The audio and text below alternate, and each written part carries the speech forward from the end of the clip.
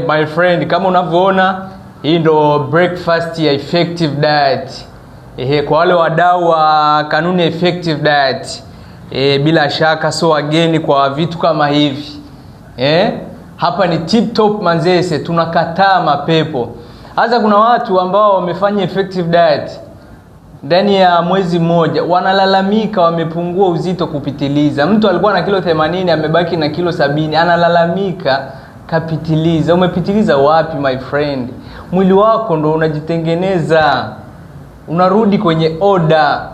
Unapoondoa uzito, mapepo ndo yanaondoka hivyo my friend. Na sisi tuko hapa. Kama kuna sehemu ambaye bado hujaelewa vizuri, unaweza ukatutembelea ofisini. Tupo muda wote, tupo, tutakuhudumia. Kama unavyoona sisi tunakataa mapepo mapema kabisa. Huwezi kuondoa pepo la sukari, pressure, ganzi kwa kidonge, huwezi my friend. Solution pekee, Formula Effective Diet.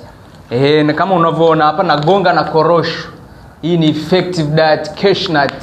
Kwa wale wa mbali, wale ambao hawapati korosho, tunakutumia. My friend, stay healthy, be productive.